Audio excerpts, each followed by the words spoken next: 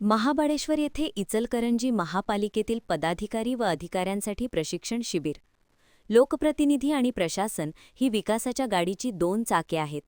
दोघांच्या मध्ये समन्वय असेल तर शहराचा विकास अधिक गतीने होतो. त्यामुळे शहराच्या सर्वांगीण विकासासाठी या दोन्ही घटकांनी समन्वयाने काम करणे गरजेचे आहे, असे मत पिंपरी चिंचवड महापालिकेचे निवृत्त अतिरिक्त आयुक्त व कायदेतज्ञ चंद्रकांत इंदलकर यांनी केले. महाबळेश्वर येथे इचलकरंजी महापालिकेतील पदाधिकारी व अधिकाऱ्यांसाठी आयोजित प्रशिक्षण शिबिरात ते मार्गदर्शन करत होते. दीपप्रज्वलनाने शिबिराची सुरुवात झाली. आयुक्त पल्लवी पाटील यांनी स्वागत करून शिबिराचा उद्देश स्पष्ट केला, तर महापौर उदय धातुंडे यांनी शहराच्या विकासासाठी प्रशासनासोबत समन्वयाने काम करण्याची ग्वाही दिली.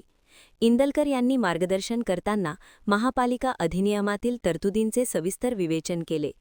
महासभेला निर्णय घेण्याचे अधिकार असले तरी त्या निर्णयांची अंमलबजावणी करण्याची जबाबदारी आयुक्तांवर असते.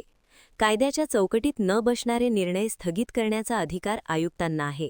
त्यामुळे प्रशासन व लोकप्रतिनिधी यांनी परस्पर समन्वय ठेवणे अत्यावश्यक आहे, असे त्यांनी स्पष्ट केले. नगरपालिका व महापालिका कायद्यांतील फरक समजून घेऊनच निर्णय घेण्याची गरज त्यांनी अधोरेखित केली. दुपारच्या सत्रात नाशिक प्रशिक्षण संस्थेचे जीवन सोनवणे यांनी मार्गदर्शन केले. सर्वांनी एक दिलाने काम केल्यास इचलकरंजीचा कायापालट होऊ शकतो. शहरात विकासाच्या मोठ्या संधी आहेत. नागरिकांना मूलभूत सुविधा पुरवण्यासाठी नियोजनबद्ध प्रयत्न आवश्यक आहेत, असे ते म्हणाले.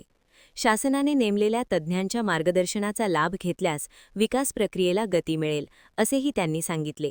या शिबिराला उपमहापौर अनिल डाळ्या, सभागृहनेते विठ्ठल चोपडे, विरोधी पक्षनेते उदय पाटील, स्थायी समिती सभापती सतीश मुळीक, उपयुक्त सुषमा शिंदे, सर्व समिती प्रमुख, नगरसेवक व विभाग प्रमुख अधिकारी उपस्थित होते. महान कार्य न्यूजसाठी सुभाष भस्मे, इचलकरंजी.